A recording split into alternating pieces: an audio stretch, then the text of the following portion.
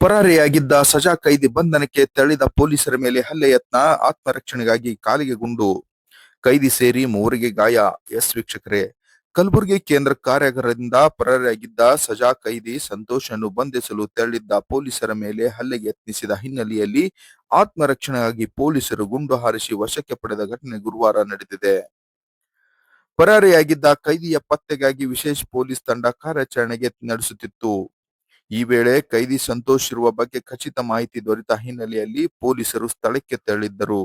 ಆದರೆ ಬಂಧನಕ್ಕೆ ಮುಂದಾದ ಕೈದಿ ಪೊಲೀಸರ ಮೇಲೆಯೇ ಹಲ್ಲೆಗೆ ಯತ್ನಿಸಿದ, ಅಲ್ಲಿಂದ ತಪ್ಪಿಸಿಕೊಳ್ಳಲು ಯತ್ನಿಸುತ್ತಿದ್ದಾನೆ ಎಂದು ಪೊಲೀಸರು ಮೂಲಗಳು ತಿಳಿಸಿವೆ. ಪರಿಸ್ಥಿತಿ ನಿಯಂತ್ರಣಕ್ಕೆ ಬಾರದ ಹಿನ್ನೆಲೆಯಲ್ಲಿ ಆತ್ಮರಕ್ಷಣೆಗಾಗಿ ಪೊಲೀಸರು ಕೈದಿ ಸಂತೋಷ್ನ ಕಾಲಿಗೆ ಗುಂಡು ಹಾರಿಸಿದ್ದಾರೆ. ಗುಂಡೇಟಿನಿಂದ ಗಾಯಗೊಂಡ ಆತನನ್ನು ವಶಕ್ಕೆ ಪಡೆದು ಚಿಕಿತ್ಸೆಗಾಗಿ ಕಲಬುರಗಿ ಜಿಮ್ಸ್ ಆಸ್ಪತ್ರೆಗೆ ದಾಖಲಿಸಲಾಗಿದೆ. ಘಟನೆಯ ವೇಳೆ ಕೈದಿ ನಡೆಸಿದ ಹಲ್ಲೆಯಲ್ಲಿ ಪೊಲೀಸರ ಕಾನ್ಸ್ಟೇಬಲ್ಗಳಾದ ಕಲ್ಯಾಣ್ ಹಾಗೂ ಪ್ರಕಾಶ್ ಗಾಯಗೊಂಡಿದ್ದಾರೆ. ಗಾಯಗೊಂಡ ಇಬ್ಬರು ಸಿಬ್ಬಂದಿಗೂ ಜಿಮ್ಸ್ ಆಸ್ಪತ್ರೆಯಲ್ಲಿ ಚಿಕಿತ್ಸೆ ನೀಡಲಾಗುತ್ತಿದೆ.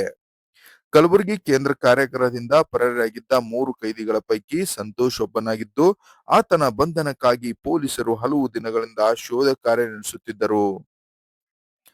ಬಂಧನ ಕಾರ್ಯಾಚರಣೆ ವೇಳೆ ನಡೆದ ಬೆಳವಣಿಗೆ ಕುರಿತು ಹಿರಿಯ ಪೊಲೀಸ್ ಅಧಿಕಾರಿಗಳು ಮಾಹಿತಿ ಸಂಗ್ರಹಿಸಿದ್ದು, ಪ್ರಕರಣದ ತನಿಖೆ ಮುಂದುವರೆದಿದೆ.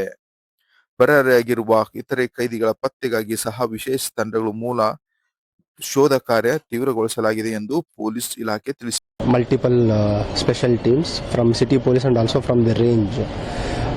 Today morning, a credible information was received by a team led by Fartabad inspector that one suspect is moving near Humnabad Ring Road industrial area.